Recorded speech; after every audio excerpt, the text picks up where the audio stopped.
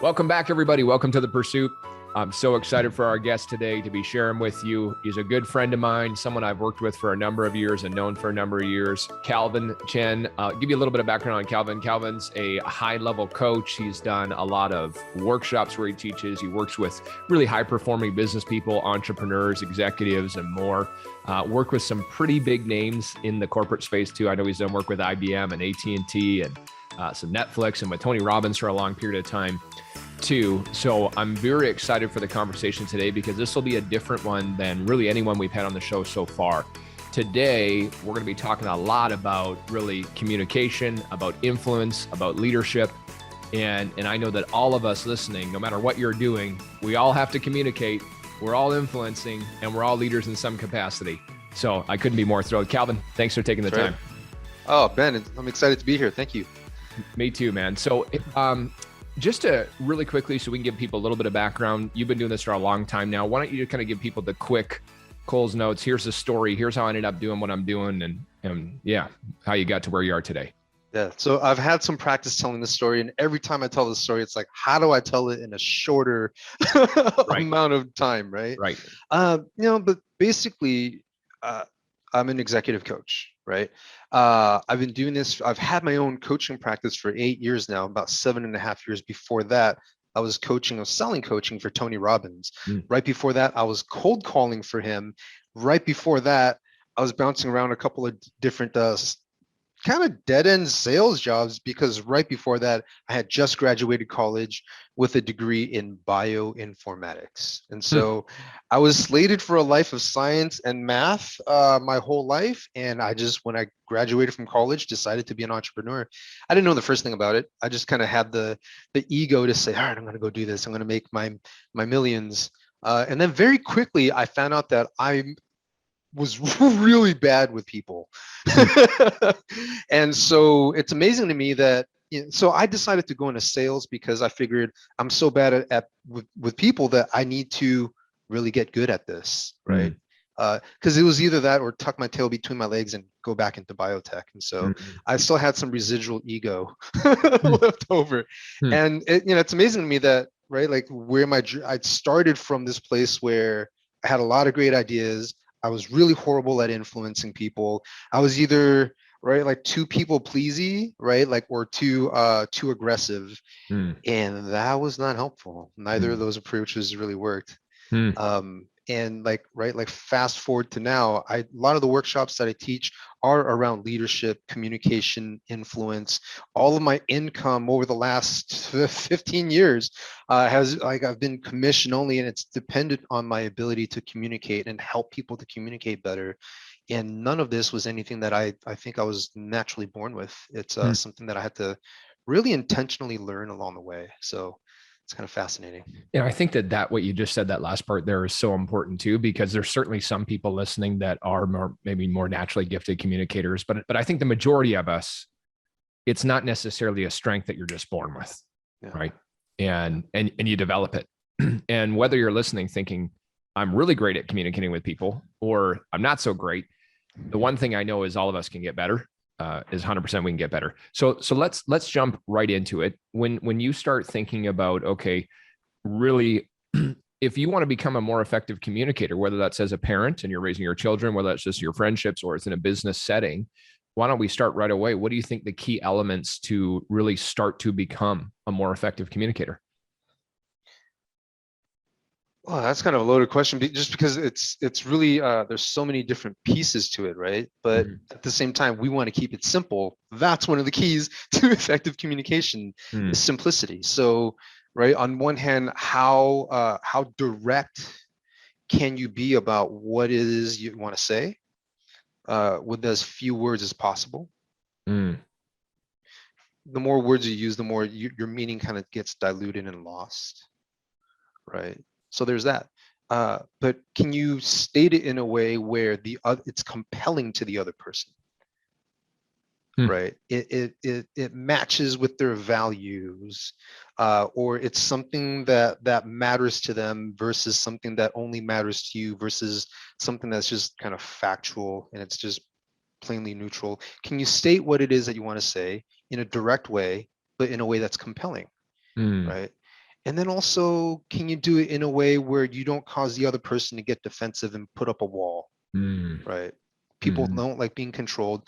People don't even really like being influenced, but if you can do it correctly, they will thank you so much for influencing them. Mm. That's a great point, man. Of just, yeah, even what you said, if people don't like being controlled or even influenced, but if you can.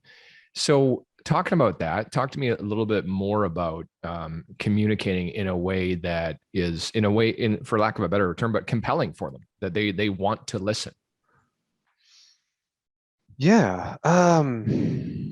So everyone has, you think about this, right? Like you have very clear reasons why you do things. Mm-hmm. You do things a certain way. On one hand, because if I do things in this way, what does it give you? Like you gain pleasure from it, or you kind of move away from pain, right? It's the Tony Robbins, why do we do anything? Moving toward pleasure, moving away from pain, Mm-hmm. right? So you think of it as positive motivation, negative motivation, or normative motivation. What is normative motivation? Well, it's just kind of who I am. It's my idea of who I am. It's my identity, let's say. So if I see myself as this kind of person, then I'm going to do things in this way because it's just my identity kind of uh, it norms my behavior basically. Like it kind of says, this is how I do things. That's how I want to keep doing things. And so if you want to state things in a way that's compelling to the other person, then you need to take some time to think through, what do they care about? What do they not want? What do they really want? What kind of person is this anyway? And can I frame what it is that I want to propose or suggest in a way that resonates with them, right? Tony Robbins says, in order to influence someone, we need to understand what already influences them. Mhm, Mm-hmm. mhm. Yeah.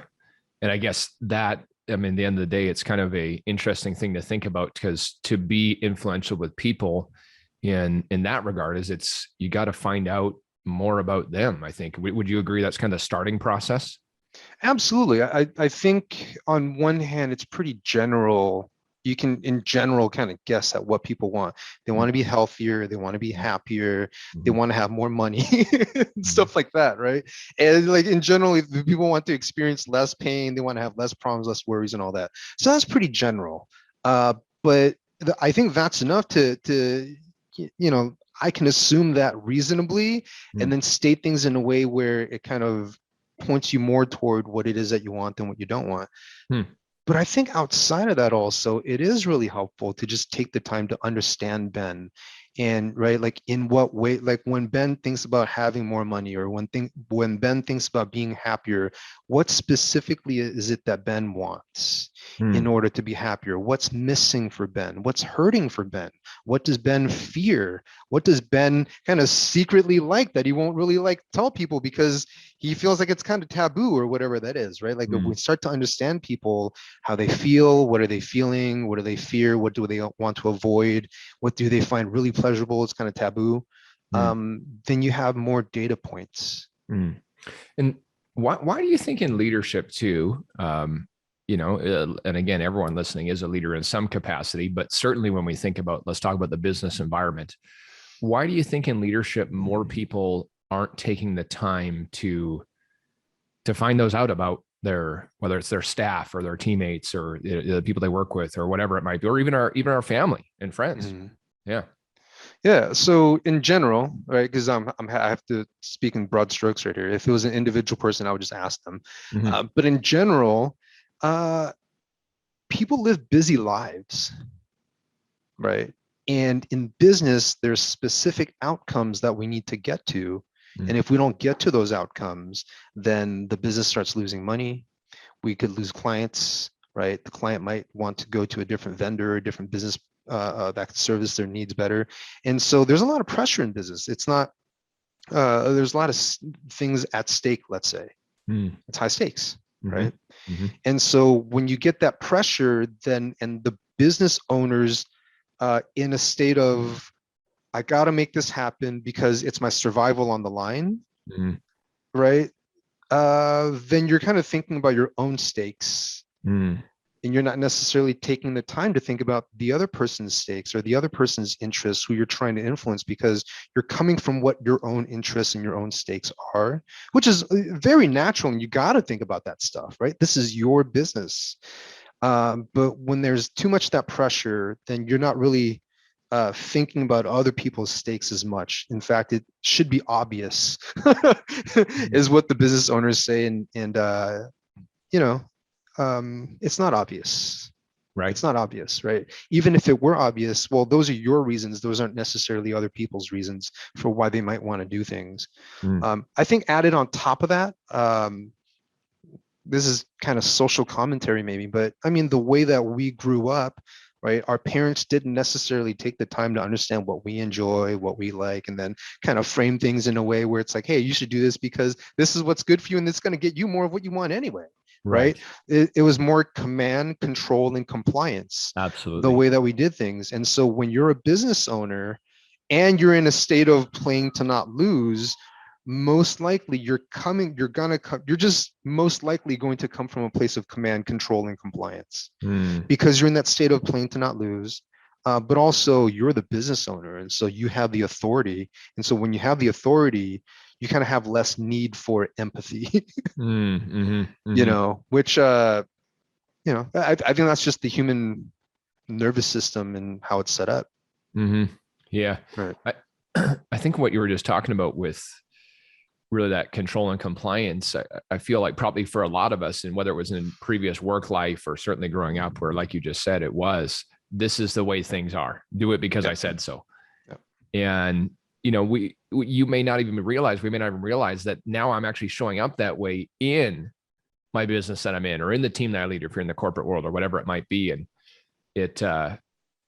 I think a big part of what you're talking about too is awareness, right? Is am I even aware of if the fact that I'm not leading in an effective way? I think some of this stuff can be obvious, but I want to ask you this too. So let's say, someone's listening thinking, no, I'm good. I'm really good influencer, really good at leadership. What might be a good way to examine, if you will, to figure out, okay, how effective am I really showing up in leadership?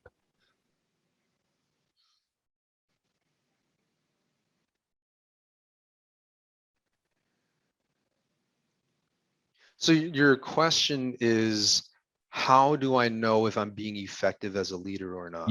Yeah. Well, how frustrated are you with your people? Like, do you love your people and because they're so awesome and they're doing what they're needing to do, and they're kind of like proactively solving problems without really taking up too much of your time? Or are you like, I love my people, but right? And there's a pretty good list after that but right there. And so if it's I love my people and there's a pretty good list behind that but, it doesn't mean that you're not an effective leader, but it means that you have opportunities to be more effective there, most likely. Yeah, that's such a good answer to that. And I've experienced that. I know I've been through that for sure. And we've had those conversations. it takes a shift. It takes a shift to really start to love people and not have the but, right? Of if they only did this, for sure. Yeah. That's so good. So I guess in kind of this context, I think that a lot of people listening can appreciate what you just said, where I love my people. No, I do love my people, but if they would do this, this, and this. Yeah. And we were talking about this a little bit earlier too before, but really the idea of, I think something you get talked to a lot about is this idea of, man, what's wrong with my people, right? Why aren't they listening to me? Why won't they just do that? I did it. Why don't they just do it? And so I think these are conversations that a lot of leaders all across all the things that you do are a common theme.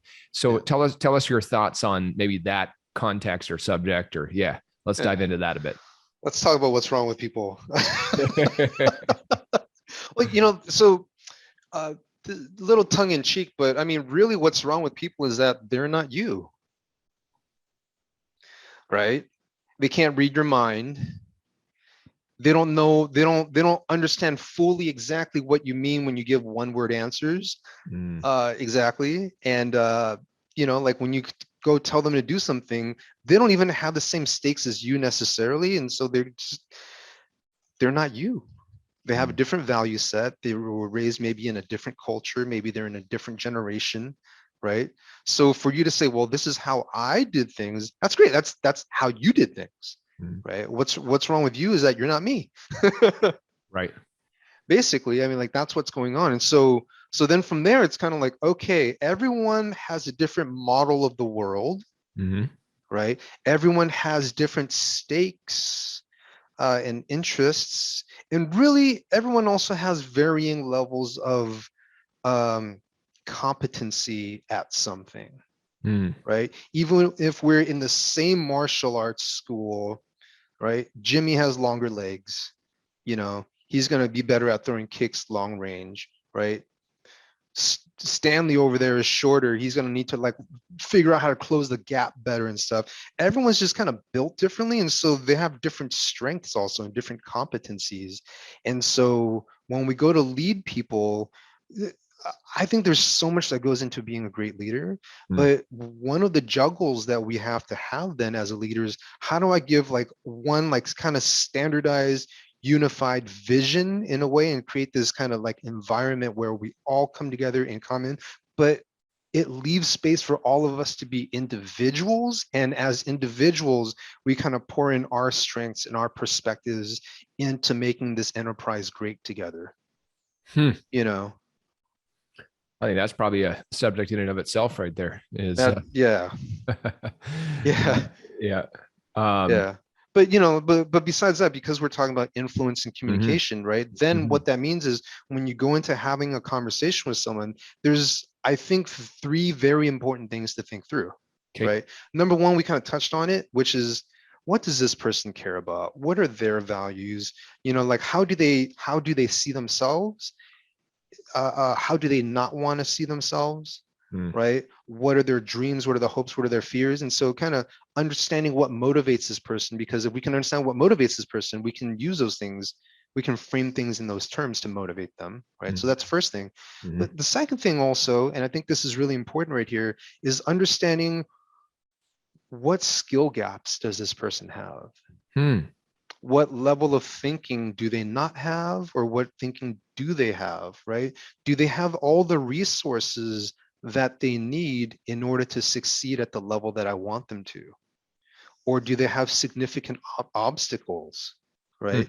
Do they have the help that they need in order to achieve what they want? Or do they have people that are actively kind of hindering or sabotaging them? Hmm. Right. So on one hand, how do I make it motivating for people to do what it is that I'd like for them to do? But also, how do I make it easier for them? Mm. Is it easy enough for them to do what it is that I want them to do? Right. Because if it's not easy enough, if you just put one or two extra steps in the way, you know that it's harder.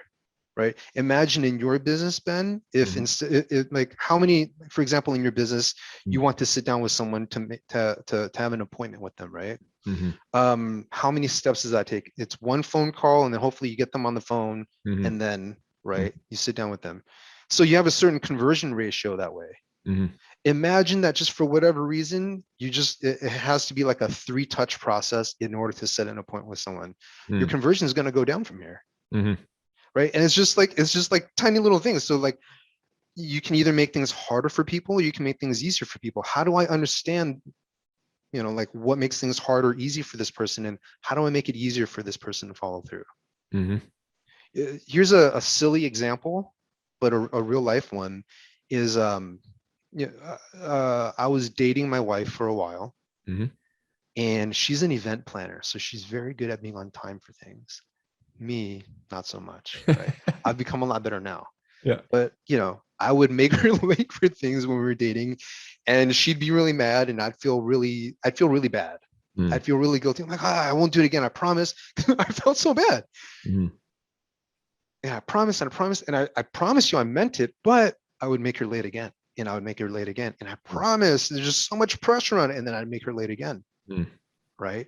And after enough of this cycle right here, she kind of one day like threw her hands up. It's like, and was like, have you ever been on time for anything? And I couldn't even get defensive about it because it had happened so many times. mm, But then when she asked me, my life flashed before my eyes. and I realized, no, I haven't really been on time for anything actually. Like I remember like very specific moments in childhood. My dad's like yelling at us in the car.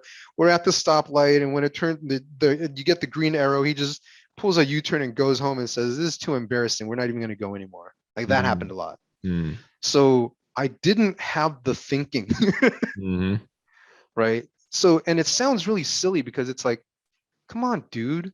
Like you don't have, this is your own business right here. Like this is your own livelihood right here. You can't just be on time for things. Get out of here. And it seems so minuscule. But if we kind of like were to get out of the judgment of all that, this person clearly doesn't have the pattern of being on time for things. So it's not like they can't think through, oh, right, driving time and maybe a little bit of traffic. Oh, parking and then walking into the building. Oh, and then like I still have to get dressed. Like how much time? You know what? I should start getting ready now. right. Right? Like if you ask me those questions, I could think it through, Mhm, but those that thinking didn't happen on my own. mm, You know what I mean? And mm, so what I eventually agreed with Leslie on, my wife, was that all right, I submit. You can go back to giving me 1 hour warnings, 45 minute, 35, 30 minute, 15-minute warnings. And that little agreement was so much easier for me to be able to follow through on. You mm, see what I mean? So that mhm, made it easier for me. And now I'm a lot better at being on time for things. But then, yeah, as a leader, can you make mhm. it compelling enough? But after it's compelling enough, can you make it easy enough for this person to follow through? If it's too hard, too out of the way, it's not like they won't, but it's just your conversion ratio is going to be a lot smaller because it's harder, Mhm. Mhm. right? Yeah, yeah. That makes a lot of Eh, sense. So to expand on that too, or kind of go beyond that in a way, but say I'm thinking of someone and I got, okay, yeah, I get it. I definitely know these people, there's a gap there. There's a thinking gap, there's a skill gap, whatever it might be. I think this can really jump into another part of our conversation. mhm. But how do you really effectively, I mean, some of these conversations are not comfortable, right? You're working with this person, and whether that's your staff or whether that's somebody in your business or whatever it might be, and you need to address a clear skill gap, thinking gap, but you're worried about how they're going to take that. Maybe talk to us a bit about that, about how to approach some of these more uncomfortable kinds Yeah, of conversations without just authoritarian, hey, fix this yeah, or you're out. right. Yeah. Yeah, that's a really good question. So, which kind of leads to the third thing you want to think through. So, motivation, right? Making motivating enough, making it easy enough. And the third thing is, how do I have this conversation and like cause them to not resist me? Mhm. Because that's really the thing right there, right? Is it's uncomfortable. Maybe you have some resistance. Maybe they're gonna have some resistance, and it all just goes to hell from there, right? Like when Mhm. people get defensive, you're going to get one of two things. Either they're going to start masking how they really feel on the inside, and they'll be like, oh yeah, yeah, yeah, yeah, Ben, sure, but they don't really mean it Mhm. somehow, or you wonder if they do, right? Mhm. Or so it's either silence or violence, and then on the other Mhm. side it starts getting emotionally, like they start getting defensive and louder, or like emotionally unhealthy Mhm. Mhm. in their response, right? And Mhm. so the idea here is, how do I have that conversation and establish and maintain a sense of safety and belonging Mhm. in the conversation, right? Mhm. How do I establish that safety and belonging? And so there's a couple ideas here, right? Like first thing is, it would really serve you, the leader, the influencer, to first of all look at the situation with judgment-free awareness. Mhm. And now, what does that mean to you when I say judgment-free awareness? Yeah, I think for me, it's kind of, I guess, in a way, sometimes it's hard, but to just be more objective about, remove the emotion from it in a way, is what it would be. Is Mhm. not, it's not good or bad. It's just, this is what is. It just Calvin's is. Calvin's Yeah. late, period. Yeah. Not good or bad. Yeah, it Yeah. just is, right? Not necessarily good or bad. I'm probably don't even understand all the context behind it, Mm, right? So it is, and then I can get curious from there, mm, right? So what's great is that it's like an open-minded awareness. Like, okay, this just is. Before I start labeling it, let me try to understand what else is going on right here. And that what that does is that really saves you from coming in and coloring this person with your judgment, because a judgment is an assumption, and the assumptions that we carry into a conversation about people turns into accusations pretty quickly. Like you can accuse someone of being lazy or weak or not wanting enough, wanting it enough, or maybe like this isn't right for you. And you don't even have to say those words. A lot of times people do say those words on accident. Right. Right. But just if you have that judgment, it's going to come through and it'll make people defensive because they're like, no, I'm not. Right. Yeah. Right. Yeah. And so first of all, judgment-free awareness to be able to approach the situation, open minds, right? Open minds, open hearts. And so come in here, judgment-free awareness. You also want to establish some sort of a permission space. Okay. Like, hey, like I want to talk to you about something right here. There's something not quite working, but I have some ideas. Can I put them on the table with you? And just asking, can we talk about that? Do you have 5 minutes? When can we talk about this? Right? Can I ask you about to help me understand, please? It's such a subtle linguistic device. But notice what that does, right? Like what's your sense of that? What does that do? Well, I think just the fact that you're asking, there's no, again, that judgment-free awareness, but there's no, I'm not being attacked by any means. And so therefore I'm going to be more open. So you by asking, then yeah, sure. You can talk to me about that versus, hey, we got to talk. Yeah. Like I'm not like, I'm respecting your boundaries. I'm kind of like, before I come in, I knock on the door. You're going to open the door because I knocked on the door, most likely. Right. But in doing so, I give you the choice to say, no, I don't want to have that conversation. And a very funny thing happens right there is that when I ask that question, you get the chance to say no, which means that when you say yes, you have ownership over that now. Right. And so when you're stepping into the conversation that way, you chose to come into this conversation. Now it's not me barging in. I'm not foisting something upon you. It's something that you chose. So there's less, you have less occasion to resist because you chose, right? Remember when Aladdin was like, hey, Princess Jasmine, you want to ride on this magic carpet? She's like, I don't know, right? It's like, well, do you trust me? And he gave her the chance to say no. Do you trust me? And she's like, well, now that you ask, maybe let's try. Right. But then like now flying on the magic carpet was like within her permission space because she chose. And now you can go anywhere, like thousands of feet in the air, no seatbelt, it's fine. Right. So establishing some sort of a permission space and kind of paying attention to when this person feels like unsafe again or whatever, and kind of reestablishing that permission space. I think that like a black belt move in situations like this is to be able to speak about what's going on, but always having your finger on the pulse of, is this person starting to feel a little resistant? Because if they are, then I want to back off the content of the conversation and reestablish the context, which the context, right? Judgment-free awareness, permission space, and then the third piece to that is some sort of shared purpose, some sort of a shared why, right? So, hey, I want to have this conversation with you because I think there's just a whole nother level for you, right?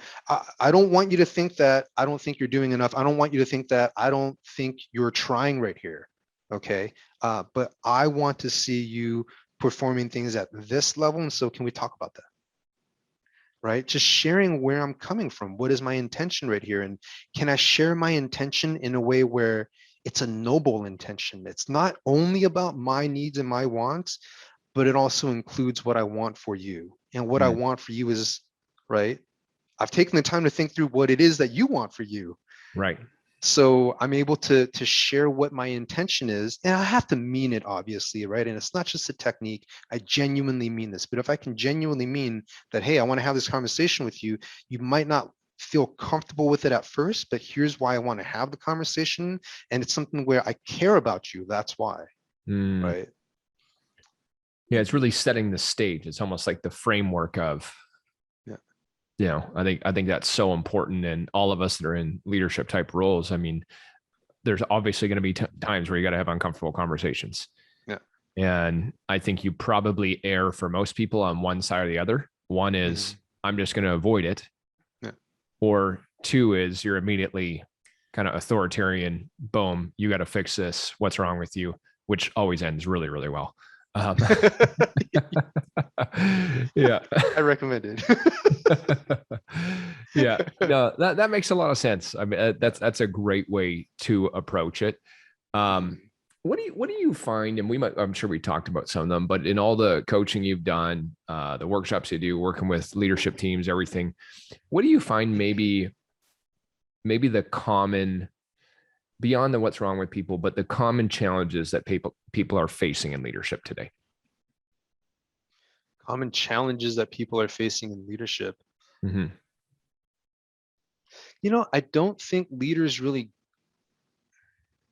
and this is people in general, right? So it just kind of gets amplified for leaders in particular, but leaders have a lot going on. Like they're juggling a lot. Mm-hmm. There's a lot at stake, Mm-hmm. and it all depends on them, but they depend on their people. There's a lot of pressure. See what I mean? Mm-hmm. And I find that for most leaders, it's if I were to boil it down to one thing that kind of leads, like the one thing that enables the 100 things, Mm-hmm. would be that they don't have the space. They don't give themselves the space or the support to think things through on how they want to have this conversation or have that conversation, or they don't have the emotional space to be like, oh wait, hold on, I'm kind of frustrated and upset right now. Let me take some time to like really kind of feel through what's going on so that I can go into this interaction, or I can make this decision, or I can go to execute that thing from a place of emotional clarity. Mm-hmm. Right? Like there's just not a space that leaders kind of naturally give themselves, because most of the times people get into a position of leadership because they're a high performer, they're a high achiever. How did you become a high achiever? You became a high achiever by working against pressure. Right? And you became a high achiever by saying, you know what, tremendous amount of pressure right here, but I can take it, I can get by and make a lot out of nothing. Mm-hmm. So it's kind of one of those situations where what got you here isn't necessarily going to get you there. And my coach stated it to me in a different way, but I thought it was so bang on and just on the money. He said, like when you're a high level player, your needs become that much more important. You're not going to find an Olympic athlete who eats trash. You know what I mean? You're not going to find a high level, you're not going to find a high level athlete who's taking care of themselves like a regular high school kid takes care of themselves, right? Sure. Like your nutrition's dialed in. You Mm-hmm. kind of have a really good sleep routine right there, right? You probably have sleep devices monitoring how you're sleeping. You have a really killer rehab and prehab routine. All these systems of support are really dialed in. But for most leaders, they haven't developed that yet because they're still coming out of that high achiever sort of mindset. And so to get to that next level, it's like, yeah, we need you achieving at a high level, but we need you to be able to do that with as much clarity as possible also. That's really good. And on that note, because a lot of people listening are higher achievers, and so creating some space for yourself to, I think really, I mean, what you're talking about is rather than just reacting to a situation, it's creating the space so you can effectively respond to what may be going on. But talk to us a little bit about maybe some other things that you've seen that you've helped people with in making the shift from perhaps just high performer to someone that's in a much more a leadership role, because there's a big difference between producing and leading. There's a very big difference, right? So talk to us a bit about some of that stuff, things that would help people in making that shift. Help.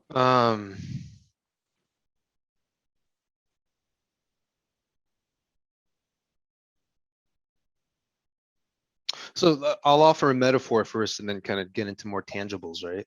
Yeah. Okay. So I think of it as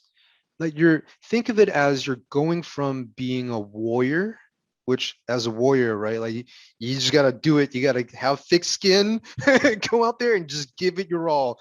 It's either you're dying or the other person's dying kind of thing, right? So like that's being a high achiever. Like that's where most people are like as high achievers, right?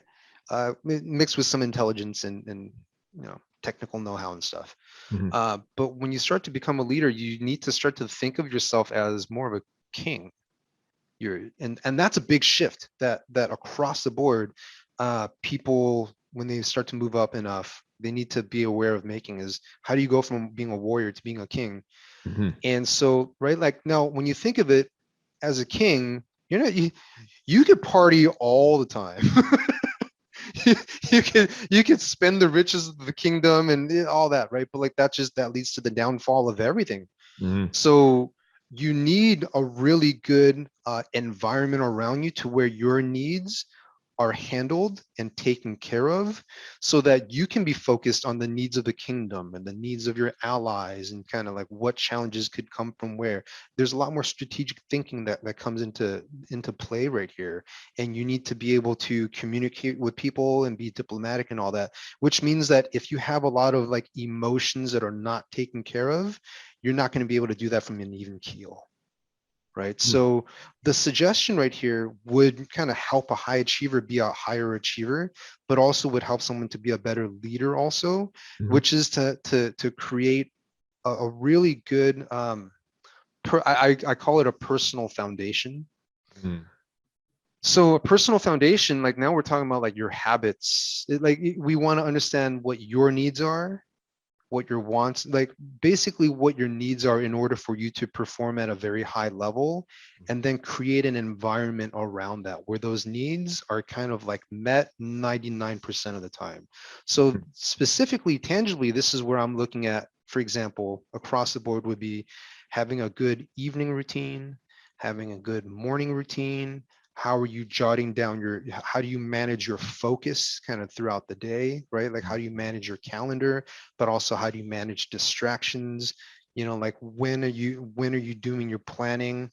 um, do you have a way to keep track of your people, and what are this person's interests and needs, and what are their skill gaps? What about this person? What about this person? Because there's a lot of big picture stuff that comes into play. Mhm. And so we need to have good habits and a good structure that satisfies most of these needs, so that when you go to lead, when you go to play, you don't have any need. You're not like, okay, I got to try really hard, but I'm hungry. Mhm. Right. And you need to kind of dial up your sensitivity actually to conflict, and proactively solve those things, where as a warrior you can say, that doesn't matter as much, I can deprioritize those things because this is what's important to me right now. Well, as a Mhm. leader, I would want you to get even more sensitive to where potential conflict could come from, so that Mhm. you can solve those things proactively, so that when you're in the game, you're fully in the game. You're playing as a warrior, you're playing as a king, and you're not so worried about, like, are things okay between me and my wife, right? Mhm. Or is diabetes going to like end me or take me out of the game early? Just like these things that as a warrior you think you have to neglect, or that you can afford to, as a Mhm. king you can't afford to. Hmm. Interesting. Yeah. Yeah. So really taking care of that, as you called it, your strong personal foundation Yeah. first, so that you can be present for the needs of others and more aware. Yeah, yeah. Like, because when you think about being a king, like most people are like, oh yeah, I'm gonna get all my needs met, Mhm. like in very delectable but maybe unsavory ways, right? But Right. like really, what you're here to do, like the point of having a king, right, is that the resources of the kingdom are magnified, and the people in the kingdom are happy, and they're making the most out of themselves. So you're so focused on other people. That's why your needs really need to be met right here. Hmm. You know but most of the times we're kind of like in that space of neglecting our needs because we have to be warriors. Mhm. Yeah, Yeah. I think that what you're talking about too, because leadership it can be a very demanding thing, and you're giving so much of your own energy to others, Yep. and in so many different ways, that if you're not doing what you're talking about, then you're already starting the day. For there's no strong morning, there's no strong evening. I'm already starting the day at almost a deficit of my energy versus a recharging of it, and Yep. laying that foundation that, okay, I'm centered, I'm ready, let's go. Yep. Um, Yep. I got one more question I'm going to switch gears on in a minute here, but first things first, I do want to ask this. Um, Tell us a little bit about maybe a couple of the top maybe books or resources. If people say, "Hey, this sounds amazing," I want to learn more about this stuff. I know I want to get better. What would you recommend? What are some resources people could go to? Um, this will come as no surprise to you, Ben. Sure. Yeah. But crucial, there's two books. They're kind of cousins, or brothers and sisters, maybe. There's Crucial Conversations Mm-hmm. and Crucial Confrontations. Hmm. I think are really good books. As far as how do you have hard conversations and influence people and have that go well, right? There's another book by the same authors called Influencer. Mm-hmm. It's not being a it's not about being a social media personality. It's about making changes to people's behavior on a big scale. Mm-hmm. So it's kind of related to the topics in Crucial Conversations, but it's more about how do you effect change on a pretty big scale through like a whole population of people. Perfect. And Mhm. then in terms of, and I'll put this in the show notes, and everything, but in terms of people, they want to hear more from you, they want to connect with you more, where would you want them to reach out to you? They can reach out to me by email, calvin.chen, CALVIN Yeah. CHEN Yeah. at gmail.com. Perfect. Or they can go to my website, calvinvchen.com, V for Victor. Perfect. Awesome. I love it. So last question I want to ask you before we wrap up is we've been talking a lot about in business or, the corporate structure and that kind of stuff. I want to hear how some of this can be applied or some thoughts on, because I'm sure you've coached people in this area. How might I be able to use more of what we've been talking about in even my relationship with my spouse? So in some of the coaching you've done, I'm sure that's been part of it. But how to create, I guess in a lot of ways, how to have better communication in your marital relationship or your significant other. Yeah. So let me say this. This has primarily benefited me the most Hmm. in my personal relationships. Mm. Because all relationships are personal, even if they serve business ends. A relationship is a personal thing, you know. Mm-hmm. Can you show that you care? Can you care enough to get curious, to not accuse and not be judgmental and all that? So the tools and the ideas would be the same, but maybe I can give an example or two Mm-hmm. to kind of Please. substantiate what we're talking about, right? So Yeah. I gave the example already about like me being late Mm-hmm. and making things easy, but my wife, we have two kids now. Mm-hmm. Youngest daughter is about to turn 1, and maybe half a year ago, somewhere around there, my wife started to have some mysterious health challenges. Like she would have tingling in her feet and in her arms and stuff like that. And I get really worried about it. First place I go is self-care. Mm. Maybe because of what I do. Like first place that I went was self-care, and like, oh gosh, like I look at my wife, and being a mom is really hard. And I just wish that she took care of herself better. Mm. And I can see so many ways that like, if I were her, I would take care of myself. It's easy to assume that stuff. You know what I Mm. mean? Like, oh yeah, Mm-hmm. like you should just do this. Mm-hmm. And so so that's what I would say. I was like, you should just do these things. And then for her, it would just be like, here's something else to do. Right. Yeah. And like Calvin doesn't understand how hard it is. And I'm like, I understand. I think I see how hard it is. That's why you should just do these things. And she's getting frustrated. I'm getting frustrated. Right. But Right. she's the one with like the health challenges, which makes it worse for her that I'm getting frustrated at her. You Mm. see what I mean? Mm-hmm. But for so long, I didn't realize that I was really coming from what was at stake for me, which was that I didn't want to have a wife who is constantly unhappy, having health challenges. I feel bad. I feel bad. Like these are actually like all my stakes Mm. that I was worried about right there. And I started to realize that I had this story in my head that she's not the kind of person who takes care of herself. Mm. She's not that she just doesn't want to. Like that was the story that I had in my head. Mm-hmm. And so I realized that I had that story. So one day I was able to say, you know what? Let me go test my assumptions right there. Let me just kind of like go check if I'm even uh, on the right track. So I asked her, I was like, honey, it seems like self-care is something that you don't really take to as much. My story is that it's something that you don't care about. That's my story. That's my assumption, right? Mm. Uh, like, but that might not be true, right? So help me understand if you don't mind, like what what's going on? Is it like something that's hard to do? Is it something that maybe you just don't even think about it? Like, I don't even think about how to be early for things until like way later in a relationship, thanks to your help. And that's when I started to understand. She's like, like, as a Filipino woman, like, you're taught to just take care of everyone else, and that you don't really take care of yourself. That would be selfish. You're really just supposed to take care of everyone else. And what was interesting was that for me to understand that was one thing, but for her to say that, this is the interesting part, was just for her to have the occasion to say that. It was kind of like that moment where I was like, yeah, I guess I haven't really been ever on time for something. Like, it was like a realization for her to be like, you know what? I do want to take care of myself better though. And I guess I haven't, because kind of never really had that level of thinking, because I wasn't really ever taught to, but that's not who I want to be. And so just instead of like telling her what to do, just getting curious and checking my own assumptions. Now that was a conversation where we were able to kind of like discover the truth together, and not like me telling her and her saying, and her either resisting me or having to like comply, which kind of like turned the whole thing around. Kind of at least kind of created the opening so that she, then I partnered with her on like, okay, how can I support you in supporting yourself better, sort of thing. That's gold. I was thinking about, how I'm going to be able to apply that in my own life. And as it dawned on me how often I'll tell Tiff, my wife, hey, you should just do this. just do this. Yeah. I got some work to do on that. Get better at my communication there, 100%. Hey man, thanks so much for that time. This has been awesome. I love this stuff. I think that it's one of those areas that, as we start out the call, no matter how good someone thinks they are or aren't at this stuff, we can all get better at it.